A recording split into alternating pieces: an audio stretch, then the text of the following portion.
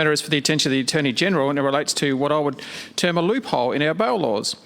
There's a problem regarding extraterritorial laws, that is, when you commit an offence on one side of the border and then commit another offence on the other side. For cross-border communities, this isn't uncommon.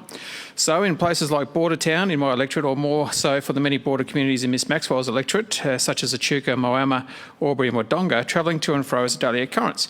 This loophole has been in effect since we reformed our bail laws. In Victoria, when someone commits a Schedule 2 offence, including manslaughter, home invasions and arson causing death, whilst on bail for a less serious non-Schedule 2 crime, for example shop theft or assault, they must satisfy a show compelling reasons test to be granted bail. If they committed a Schedule 2 offence whilst on bail for a Schedule 2 offence, the higher exceptional circumstances test must be proven.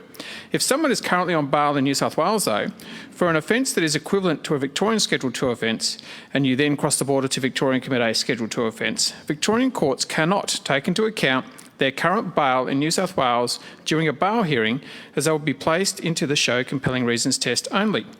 More worryingly, if you are bailed in New South Wales for a non-Schedule 2 offence and then commit an offence of the same level in Victoria, neither test needs to be satisfied and you will be given bail unless you're a risk to the community, as Victoria doesn't recognise New South Wales bail.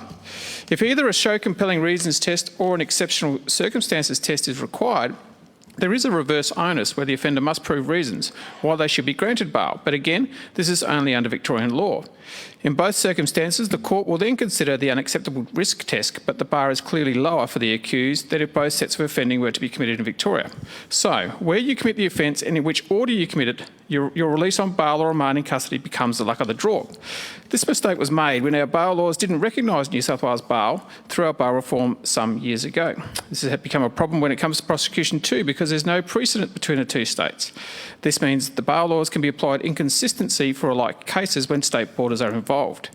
In 2008, an Act passed in Western Australia that dealt with a similar problem, and whilst it was mainly aimed at family violence cases, dealt with a number of crimes including drink and drug driving. The Cross-Border Justice Act 2008 between Northern Territory, Western Australia and South Australia means that the law can be dealt with consistently in border areas. Whilst I don't purport to have the answers here, I think the Cross-Border Commissioner should explore a similar scheme to address the inconsistency in the law.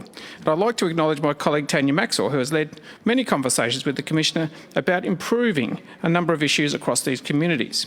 The actions that we seek from the Attorney is to meet with the Cross-Border Commissioner and the police prosecutors in border communities to talk about how this issue is affecting the community, offenders and the application of the law.